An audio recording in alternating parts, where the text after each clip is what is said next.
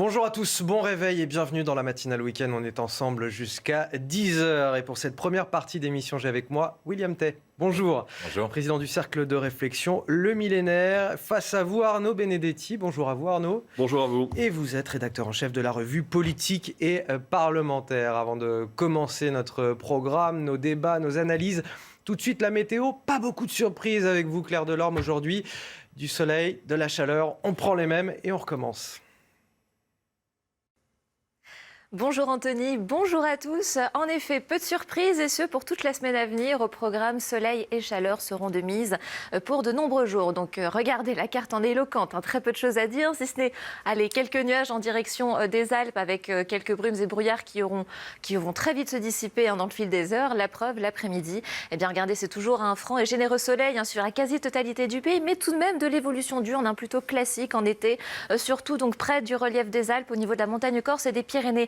Attention, cette évolution diurne pourrait conduire à quelques averses orageuses qui pourraient d'ailleurs se montrer localement fortes avec quelques chutes de grêle. Donc les températures, je vous le disais, sans surprise, déjà chaudes au lever du jour, mais particulièrement en direction de la moitié sud, 25 degrés en direction de la Riviera française, alors que plus on va vers le nord, ça sera quand même beaucoup plus tempéré, même un petit peu frais par endroit avec seulement 10 degrés du côté de la Champagne. Et donc dans l'après-midi, à nouveau, le thermomètre investit l'ensemble du pays. Il va même flamber, dépassant allègrement la barre des 30 degrés sur bon nombre de nos régions. Certes, ça sera un petit peu plus clément en direction du nord avec des températures en dessous des 30 degrés partout ailleurs. Les fortes chaleurs seront de mise, de très fortes chaleurs même encore en direction du tiers sud du pays avec plus de 35 degrés, que ce soit en direction de la vallée de la Garonne et de la Méditerranée. Donc une situation qui ne va pas du tout évoluer en fonction des jours, puisqu'à nouveau lundi, cette vague de chaleur, elle va réinvestir progressivement les régions du nord, toujours avec de l'évolution diurne classique. À partir de mercredi et jeudi, on devrait avoir des températures similaires pour la moitié nord et pour la moitié sud d'environ 32 à 34 degrés en moyenne. Allez, à la une de votre journal de 7h, 2 enfants dans un état grave à Pontoise, percutés par un jeune homme de 18 ans lors d'un rodéo urbain. Après avoir fui, il s'est finalement rendu à la police. Aujourd'hui, c'est tout un quartier qui est sous le choc. Comment lutter contre ce phénomène que rien ne semble pouvoir endiguer? Notre reportage et nos débats dans un instant. Les images effrayantes d'une attaque au couteau à Villeneuve-Saint-Georges. Un SDF afghan de 29 ans a poignardé et tué un autre homme au cours d'une rixe. Il a été interpellé. Les faits se sont déroulés en pleine rue vendredi soir sous les yeux terrorisés des passants. Voilà qui pose encore une fois la question de la lutte contre l'insécurité. Enfin, Jean-Luc Mélenchon n'en démord pas. Il n'y a qu'une seule Chine. Le leader de la France insoumise réitère des propos déjà tenus cette semaine sur son blog et dénonce la visite à Taïwan de l'américaine Nancy Pelosi, présidente de la Chambre des représentants. Jean-Luc Mélenchon, que certains voient comme l'ami des tyrans, provoque le malaise au sein de la NUPES. On en parle tout à l'heure. On commence donc avec ce jeune homme de 18 ans en garde à vue à Pontoise. Il a percuté 2 enfants âgés de 10 et 11 ans lors d'un rodéo urbain. Des faits qui se sont déroulés vendredi à 21h15 alors que les 2 enfants jouaient sur une esplanade. Ils ont été grièvement blessés. Le responsable de l'accident avait d'abord pris la fuite avant de se rendre au commissariat le lendemain. Dans le quartier, les riverains sont sous le choc. Un reportage signé Fabrice Elsner. Au lendemain du drame, les habitants de Pontoise ne cachent pas leur colère et leur émotion. On a vu la détresse de la maman, on a vu le SAMU. Et en fait, on a de l'empathie et ça peut être n'importe qui d'entre nous. Je sais que c'est pas leur but de faire du mal, mais ils en ont fait. Et j'espère que ils prendront conscience. On est jeunes, on fait des bêtises, quelquefois on dépasse les limites. Mais là, malheureusement, la ligne a été traversée. Et 2 enfants étaient sur la route. Les 2 enfants, une fille âgée de 11 ans et un garçon de 10 ans, sont grièvement blessés. La fillette a été admise dans cet hôpital parisien. Elle souffre d'un traumatisme crânien avec des séquelles neurologiques. Le garçon, lui, a une fracture du tibia péroné. Ils ont été percutés après un rodéo urbain, une conduite acrobatique dangereuse et illégale. Le rodéo urbain, c'est pas du sport, c'est pas de l'art. Aujourd'hui, ça peut tuer et il est important que tous les fervents défenseurs de ce mode d'expression le comprennent. Depuis 2018, la loi prévoit des peines pouvant aller jusqu'à 5 ans de prison pour les auteurs de rodéo urbain. Oui, alors 5 ans de prison quand il y a des circonstances aggravantes. Sinon, c'est plutôt un délit passible d'1 an de prison et de 15 000 € d'amende depuis la loi du 3 août, effectivement, 2018. Est-ce que La loi est aujourd'hui insuffisante, Arnaud Benedetti, face à ces rodéos urbains. Oui, manifestement, devant l'amplification du phénomène aujourd'hui, on peut considérer que la réponse législative et pénale est insuffisante. Le problème, c'est que, si vous voulez, il y a aussi parfois, de la part d'un certain nombre d'observateurs, de commentateurs, l'idée, moi je me souviens notamment de cette réalisatrice au Festival de Cannes, qui je crois avait fait un film sur ce type de phénomène, il y a aussi un discours qui les valorise aussi, d'une certaine façon. Donc il faut véritablement aujourd'hui considérer qu'on est là face à un phénomène qui est endémique, qui est dangereux. On a 2 enfants aujourd'hui qui ont été percutés, que la jeunesse n'excuse pas tout aussi en la matière.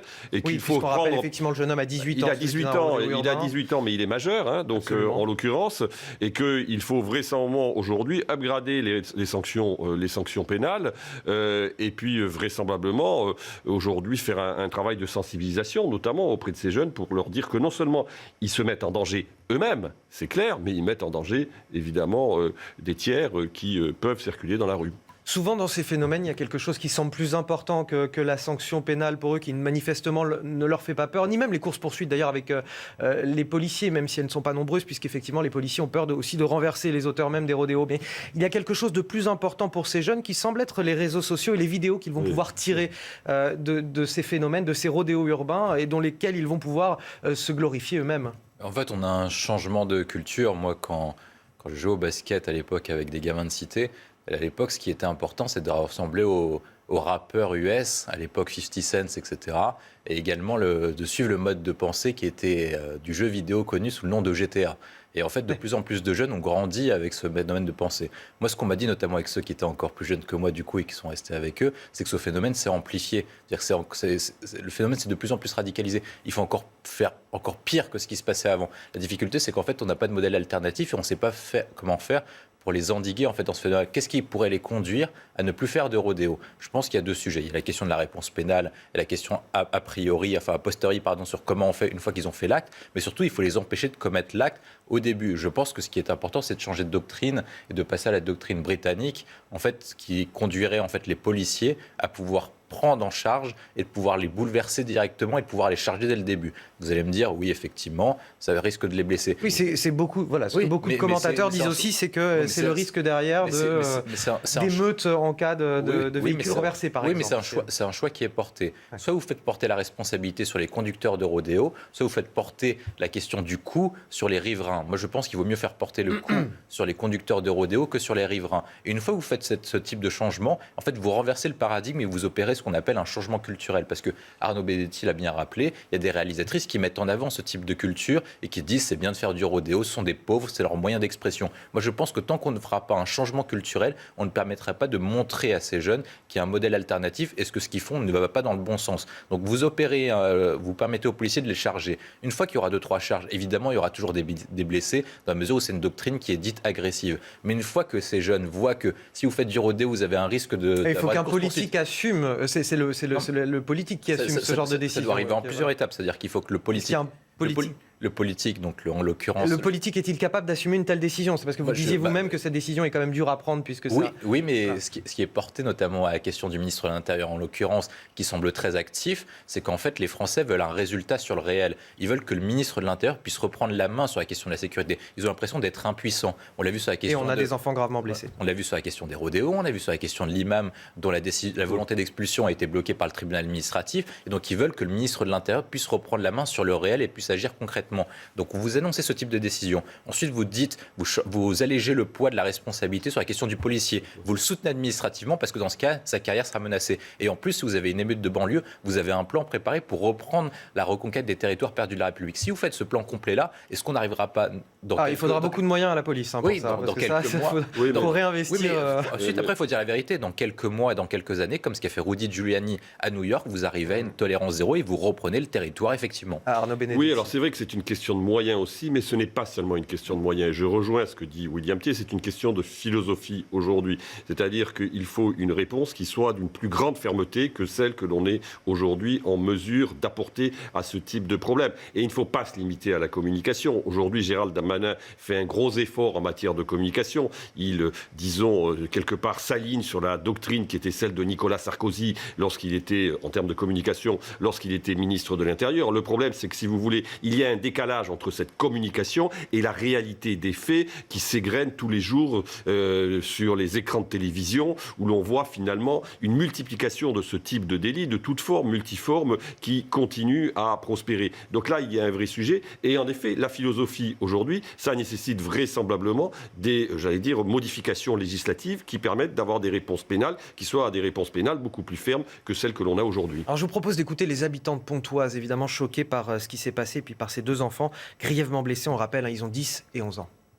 Je suis sans voix, c'est terrible pour les familles. Même je pense que l'individu doit être très mal dans sa peau aujourd'hui. En été, c'est jusqu'à 1h du matin. La veille encore, la police était là pour essayer de parler avec les jeunes. Ils narguaient la police. On n'est pas surpris, parce que c'est ce qui se passe au national. Je veux dire, partout en France, c'est comme ça. Donc, vous savez, les jeunes, c'est ça. C'est, t'as vu, hier, lui, il a fait sa moto à Lyon. Moi aussi, je veux le faire. Oui, Arnaud Benedetti, je vous ai vu un petit peu...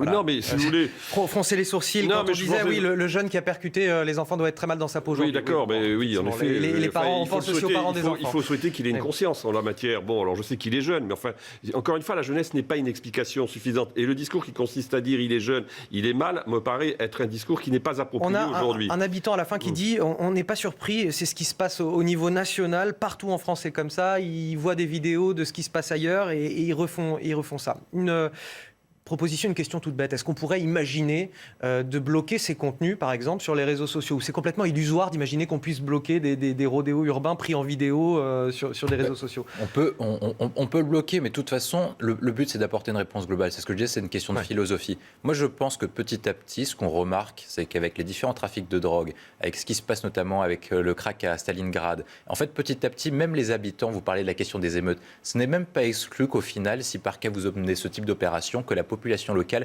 puisse vous soutenir parce qu'il commence à en être excédé de ces problèmes-là. Parce que les premières victimes de ces choses-là, c'est que petit à petit, les personnes vont se poser des questions. Ils se disent, effectivement, avec les rodéos, il y a deux fillettes qui sont... Il y a une fillette, et un garçon qui est blessé.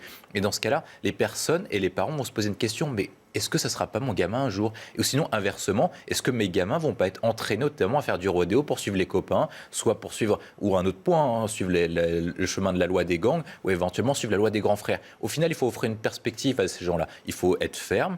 Il faut être clair avec un plan global. Tant que vous êtes sérieux et vous proposez une perspective sur laquelle les gens peuvent se projeter, peut-être qu'ils vous soutiendront. Parce qu'effectivement, ce qui se passe habituellement, c'est qu'il y a un fait divers, les policiers les arrêtent, éventuellement, il y a un risque de blessure. Et dans ce cas-là, vous avez une émeute et la population au niveau des cités joue un rôle de neutralité. Mais peut-être que petit à petit, il y a une évolution des consciences et que la population des cités va se dire, effectivement, tant que l'État ne reprendra la main, on n'aura aucune perspective et on sera endigué par le nivellement par le bas, les violences, la drogue et éventuellement les caïds.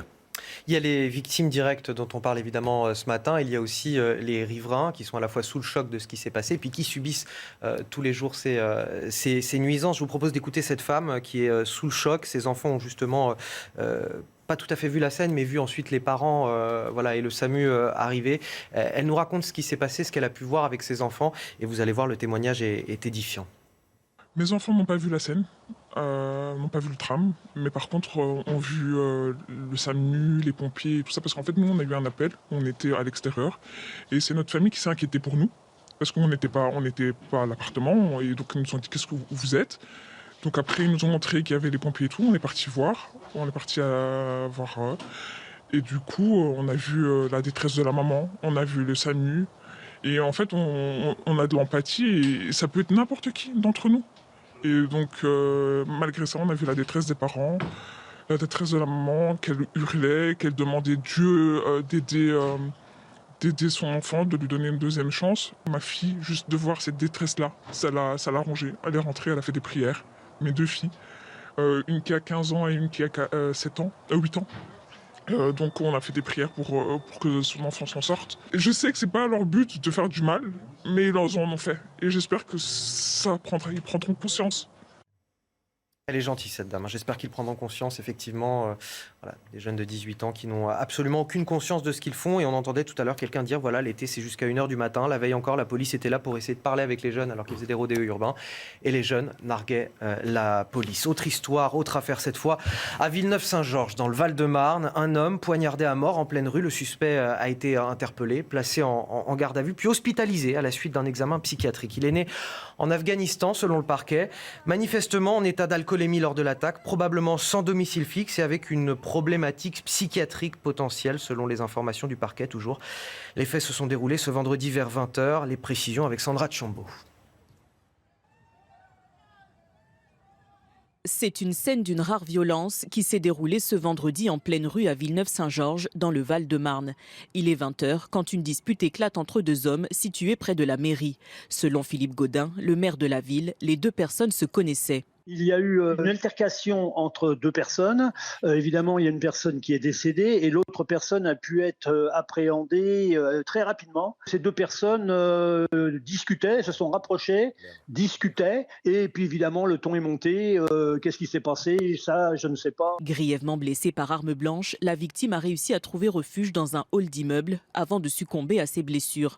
La police dénonce une augmentation des violences de rue et demande une réponse forte des autorités. Il ne se passe pas quelques jours sans qu'on ait ce type de violence avec armes et de façon répétée. Donc ça devient compliqué. On le dit, on le répète. La seule chose qui pourra éventuellement décourager certains individus de procéder de la sorte, c'est tout simplement une réponse pénale à la hauteur. Le suspect interpellé ce samedi était en état d'alcoolémie et probablement sans domicile fixe, selon nos confrères de Valeurs Actuelles. Une enquête du chef d'homicide volontaire a été ouverte par le parquet de Créteil. Et on sera tout à l'heure à 8h en liaison téléphonique avec Philippe Gaudin, le maire de Villeneuve-Saint-Georges dans le Val-de-Marne, pour parler de cet événement. On va également le commenter dans quelques instants en plateau. Mais tout d'abord à 7h15 sur CNews, le rappel de l'actualité. Et c'est avec vous, Jeanne Cancard. Bonjour. Bonjour Anthony, bonjour à tous. Et à la une de l'actualité, Gaza, où l'armée israélienne affirme avoir neutralisé les chefs du groupe djihad islamique lors d'opérations qui ont fait au moins 32 morts, dont 6 enfants selon les autorités de l'enclave palestinienne, ainsi que 215 blessés. Ces nouvelles confrontations qui ont débuté vendredi sont les pires entre l'État hébreu et les organisations armées de Gaza depuis plus d'1 an. La bataille n'en est qu'à ses débuts, a déclaré aujourd'hui le groupe armé palestinien. En France, dans l'Hérault, un ancien pompier volontaire soupçonné d'être l'auteur de 2 incendies la semaine dernière dans le département a été écroué pour incendie volontaire. L'homme, âgé de 33 ans, comparaîtra le 28 septembre prochain devant le tribunal correctionnel de Béziers. Il encourt jusqu'à 10 ans de prison. Le procès va s'ouvrir dans 1 mois. Début septembre, 8 personnes seront jugées à Paris pour l'attentat commis à Nice le 14 juillet 2016. Et d'après nos confrères du JDD, tout comme lors du procès des attentats du 13 novembre, François Hollande et Bernard Cazeneuve seront appelés à la barre. Il y a 6 ans, l'attaque terroriste au camion de Bélier avait fauché 86 vies et blessé 318 personnes. Alors nous parlions d'un homme poignardé à mort vendredi soir à Villeneuve-Saint-Georges. Le suspect a été interpellé. On parle d'un Afghan de 29 ans, SDF, probablement, selon le parquet. On entendait tout à l'heure un syndicat de police évoquer la question de la réponse pénale. Ça pose aussi une autre question, le problème de la délinquance étrangère et le lien avec la question migratoire, l'impossibilité de contrôler ceux qu'on accueille sur le territoire et ceux qu'on expulse. Voilà, il y a ces deux questions, réponse pénale, question migratoire. Quel est le problème selon vous, Arnaud Benedetti ? Tout est lié en l'occurrence. En tout cas, ce qui est sûr, c'est que la multiplication de ce type d'actes ne relève pas du fait divers. C'est un phénomène qui est un phénomène politique. Il ne faut donc pas le relativiser. Il a été trop longtemps relativisé et aujourd'hui, il constitue un vrai problème en matière de protection et de sécurité publique. Donc, il s'agit là d'un sujet essentiel. Le lien, en effet, avec la politique migratoire, je sais que ce n'est pas très politiquement correct de le dire, mais en l'occurrence, il paraît quand même même assez explicitement établi. Je crois comprendre que le ministre de l'Intérieur veut proposer un texte de loi pour durcir les conditions d'accès au territoire français, qu'il y aura un débat sur ce sujet avant ce texte de loi. En tout cas, on voit bien que la question de l'enjeu migratoire va redevenir une question essentielle. Elle ne l'a pas été tellement durant l'élection présidentielle. Il faut le noter, finalement, ce sujet a été quelque part, mis à part au début de la campagne d'Éric Zemmour au mois d'octobre et au mois de novembre, mais a été plutôt mis sous le boisseau en raison vraisemblablement de l'agenda politique du printemps dernier. Donc le sujet va revenir fortement à l'Assemblée nationale, il revient fortement dans l'opinion publique, et encore une fois, on est là face à un sujet un peu comme sur le sujet des rodéos urbains, c'est-à-dire où l'on voit qu'il y a quand même une dimension qui commence à devenir endémique, c'est-à-dire que tous les jours, en effet, vous avez des agressions de ce type qui se déroulent dans un certain nombre de coins du territoire, et c'est un vrai sujet, en effet, pour le gouvernement, mais aussi pour l'ensemble de la classe politique. Les syndicats disent que les violences avec armes sont de plus en plus nombreuses. C'est vrai que les chiffres montrent que les tentatives d'homicide explosent depuis 10 ans. Et ça pose donc la question de l'insécurité en France et de l'action du gouvernement face à ce genre de phénomène. Ce qu'on voit notamment dans le monde entier, notamment dans la société occidentale, c'est que la société occidentale est frappée par le phénomène de radicalisation. C'est ce que montre le rapport de la CIA pour 2040. Il y a un deuxième point, c'est que cette radicalité a été amplifiée par la question de la crise sanitaire, notamment en raison des confinements qui ont provoqué des questions psychologiques et qui ont accentué déjà un phénomène qui était préexistant. Maintenant, la difficulté, c'est qu'une fois qu'on a cet état de société, comment on fait pour y répondre, notamment sur la question du fait en l'espèce et de l'Afghan qui a poignardé à mort cette personne. Bon, apparemment, sur ce point, c'est qu'il y a une question de risque psychiatrique. Donc, évidemment, le juge pourra toujours utiliser ce prétexte pour qu'il ne fasse pas de prison et qu'il dise que c'est une question de maladie. Et dans ce cas-là, il l'enferme dans un hôpital. Je ne vais pas commenter le cas en l'espèce. On ne sait pas ce que va dire le juge pour l'instant. Mais il y a cette possibilité. Après, l'autre question, sur la question que vous évoquez, qui est plus lointaine et qui est la question de migratoire, sur comment on fait pour y répondre. Je pense que c'est sur plusieurs volets qu'il faudra agir, notamment sur la question des flux à l'intérieur du territoire français. C'est-à-dire qu'à chaque fois, on a toujours le même phénomène. C'est-à-dire qu'il y a des personnes qui viennent sur le territoire français et puis après, on n'arrive pas à les expulser. Donc pour éviter d'avoir des flux sur le territoire français, il faut mettre ce qu'on appelle des hotspots et donc faire que les personnes qui puissent vouloir entrer sur le territoire français le fassent en postulant auprès des ambassades et des consulats. Vous allez me dire, oui, mais les pays en guerre. Les pays en guerre viendront dans le pays sûr le plus proche de leur pays en guerre pour pouvoir postuler et faire une demande d'asile au territoire français. Ça, c'est le premier élément. Alors maintenant, comment on fait pour expulser les personnes qui sont suivantes ? Vous changez la législation, parce qu'on l'a vu notamment sur le cas de Darmanin, c'est que vous avez un carcan législatif qui nous empêche d'agir, notamment sur la question de la Convention européenne des droits de l'homme.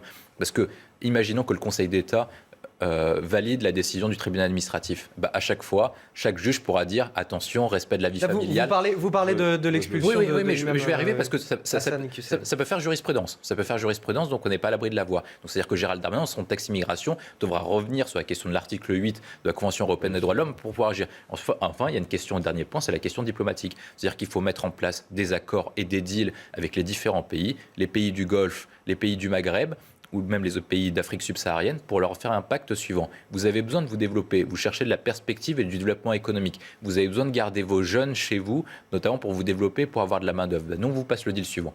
Vous reprenez les personnes, vos ressortissants, et en échange, on vous aide à vous développer. On fait un deal gagnant-gagnant. Il faut faire un deal en les traitant comme des égaux, avec une perspective à long terme pour leur permettre de se développer et d'avoir une prospérité dans les années à venir. Rapidement, Arnaud. Non, mais moi je suis très pessimiste sur l'issue du projet de loi sur l'immigration, tout simplement parce que, si vous voulez... Et notamment sur l'expulsion des délinquants. Non, mais c'est pas tant que... Enfin, on verra le contenu d'ailleurs aujourd'hui, c'est ça qui est important, puisqu'il doit y avoir un débat et ensuite un texte qui sera présenté en Conseil des ministres, j'imagine, à l'automne ou en tout cas à l'hiver 2022 ou 2023. Mais si vous voulez, je crains que, si vous voulez, la configuration parlementaire ne permette pas l'adoption d'un texte aujourd'hui en l'état. C'est-à-dire que de tous côtés, toutes les oppositions, pour des raisons différentes, ont vraisemblablement intérêt politiquement à ne pas voter un texte de ce type. Le Rassemblement national et la droite, parce qu'ils considéreront que ce texte est insuffisant. La gauche, et notamment la France insoumise, parce qu'il va trop loin. Donc ça va être extrêmement difficile, là en l'occurrence, d'avoir un compromis et un consensus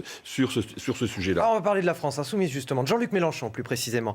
Jean-Luc Mélenchon qui persiste et signe. Il avait affirmé jeudi sur son blog qu'il n'y avait qu'une seule Chine et que la visite américaine de Nancy Pelosi à Taïwan était une provocation. Le leader de la France Insoumise réitère ses propos encore ce week-end. Je n'ai fait que répéter la doctrine constante de notre pays depuis 1965 à propos de la Chine. Il n'y a qu'une seule Chine.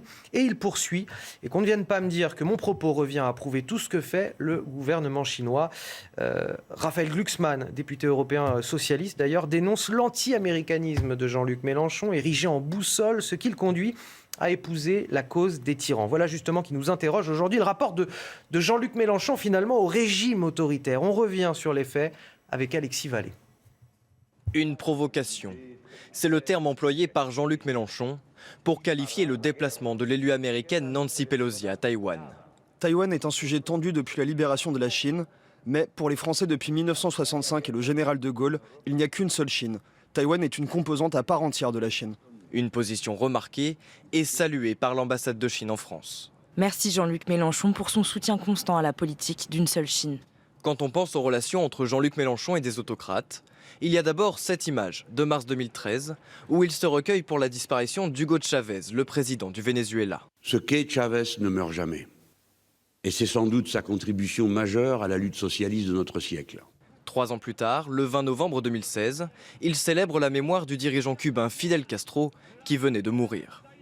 Nationalisation, subvention à la consommation, obsession de la réforme constitutionnelle ou dénonciation du capitalisme néolibéral, autant d'idées venues d'Amérique latine dont le candidat à la présidentielle faisait la promotion dans son programme en 2022. Avant la Chine, c'est la Russie de Vladimir Poutine que défendait Jean-Luc Mélenchon. Mais dans le contexte de la guerre en Ukraine, il a reconnu tout au plus une erreur d'appréciation. C'est l'ami des tyrans, Jean-Luc Mélenchon ? Écoutez, je ne sais pas. En tout cas, concernant Taïwan, il a pas tort quand il rappelle que c'est la position de la France. En vérité, c'est la position de la France. C'est la doctrine française et c'est la doctrine de beaucoup d'États au monde. Je rappelle qu'en 2014, Jean-Yves Le Drian répondait à une question, je crois, à l'Assemblée nationale, et il disait exactement la même chose que ce que dit aujourd'hui Jean-Luc Mélenchon. Donc, d'une certaine manière, Jean-Luc Mélenchon est aussi quand même, quelque part, l'objet, là, pour le coup, d'un mauvais procès en ce qui concerne, en tout cas, l'expression de ce qu'est la relation de la France aujourd'hui à la Chine. Et puis, bon, je veux bien, mais enfin, alors dans ce cas-là, on arrête de commercer avec la Chine. Ce qui va nous poser un petit problème, quand même. Il n'en est pas moins qui crée quand même le malaise au sein de la NUPES. Regardez les réactions, et c'est plutôt tendu. Julien Bayou, le patron d'Europe Écologie Les Verts, qui dit « Mélenchon parlait de provocation quand l'Ukraine démocrate se défendait au Donbass face à la Russie autoritaire, et parle de provocation de Taïwan quand ce pays agit librement face à la Chine. Un pays démocrate, c'est forcément une provocation pour une dictature. » Olivier Faure non plus, le leader du Parti Socialiste, ça ne lui plaît pas beaucoup. Si l'opportunité de la visite de Nancy Pelosi à Taïwan est discutable, dit Olivier Faure, la volonté des Taïwanais de vivre en démocratie ne l'est pas. Ça donne finalement du grain à moudre à ceux qui, à gauche, étaient contre ce mariage politique. En fait, il y a un clivage à gauche sur la question est-ce qu'il faut faire de la réelle politique ou est-ce qu'il faut sur les questions diplomatiques essentiellement, c'est ça. Voilà. Et même, il y a eu la même question sur la question des traités européens. C'est est-ce qu'on respecte les traités européens ou est-ce qu'on ne les respecte pas ? Et à chaque fois, on a le même clivage. PS, ELLV contre communistes et la France insoumise. Ce qui pose question sur Jean-Luc Mélenchon, c'est l'imprécision de ses propos sur 2 plans très précis. Jean-Luc Mélenchon dit qu'il y a un problème et que l'État français est raciste et malmène en fait les populations d'origine musulmane. Par contre, il soutient un régime qui manifestement a un comportement plutôt dur sur la question des Ouïghours. C'est le premier élément. Le deuxième point, c'est qu'il rappelle la politique du général de Gaulle, mais le général de Gaulle était clair. La France a une vocation à être indépendante, mais alliée des États-Unis, mais n'a pas vocation à être vassale de la République populaire de Chine. Je voudrais finir ce journal de 7 heures sur pas plus que des États-Unis. Hein, une triste nouvelle, malheureusement, aujourd'hui. La mort du chanteur Daniel Lévy, seulement 60 ans. Il était atteint d'un cancer. Daniel Lévy, c'est quand même l'hymne d'une génération, en tout cas la mienne, puisque j'ai 35 ans, avec cette chanson des 10 commandements, L'envie d'aimer. Hymne, parce que je pense qu'il n'y a pas une seule soirée karaoké en France, j'ai envie de dire, on ne passe pas cette chanson et on ne la chante pas, et je sais de quoi je parle. Daniel Lévy, voilà, qui était une voix puissante, aérienne, magnifique. On lui rend hommage ce matin. Je voudrais qu'on écoute juste un extrait de cette chanson des 10 commandements. Daniel Lévy sur scène, majestueux, qui interprète L'envie d'aimer. Regardez. Ce soir, demain, ce sera nous le chemin.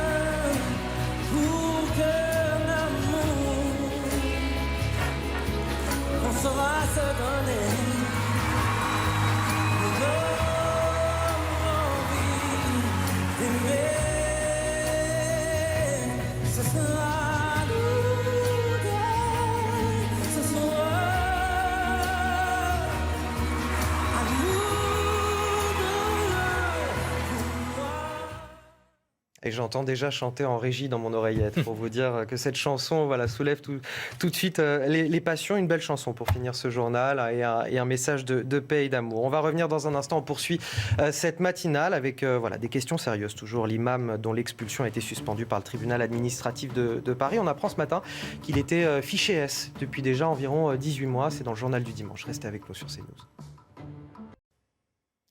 Votre matinale week-end se poursuit sur CNews. Bon réveil si vous nous rejoignez. Je suis toujours avec William Tay et Arnaud Benedetti pour décrypter, commenter l'actualité. Les titres de votre journal. L'imam dont l'expulsion a été suspendue par le tribunal administratif de Paris était fiché S depuis environ 18 mois, selon une information du journal du dimanche. Hassan Iqiyoussen, un imam réputé proche de l'idéologie des frères musulmans. Quelle est leur doctrine ? Les imams en France sont-ils d'ailleurs nombreux à y adhérer ? Éléments de réponse et débat dans ce journal.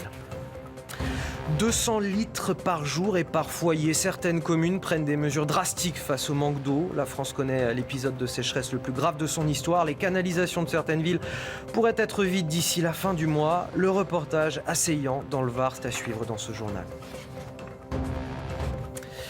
C'est le même problème chaque été, les abandons d'animaux. Cette année est pourtant bien pire que les autres. 12 000 abandons depuis le début de la saison. Le chiffre est quasiment multiplié par 10 par rapport à l'an dernier.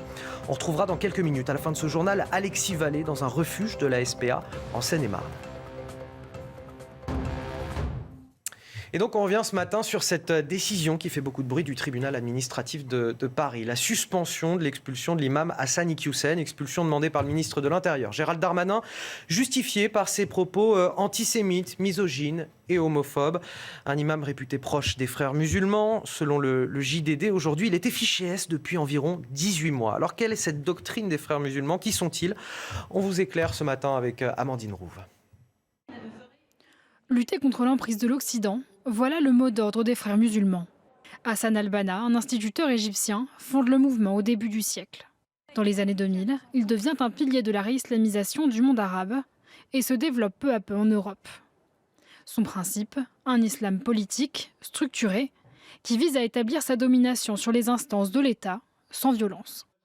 Les frères musulmans s'appuient notamment sur la taqiyya, un moyen d'intégrer l'islam à la société de façon discrète. La notion de taqiyya, qui est la dissimulation, veut dire qu'on peut avancer masqué. C'est-à-dire que pour conquérir le pouvoir, on peut utiliser tous les arguments, tout ce qui est apporté pour essayer justement de se mettre dans cette conquête du pouvoir. Donc ça veut dire utiliser les institutions judiciaires, bien connaître ces mêmes institutions dans le pays concerné, utiliser la politique aussi, se présenter aux élections et surtout essayer de noyauter tout un tas d'organisations qui vont permettre justement au mouvement de prospérer et d'asseoir son pouvoir. Institutions, organisations étatiques, mais aussi des mouvements locaux ou des associations.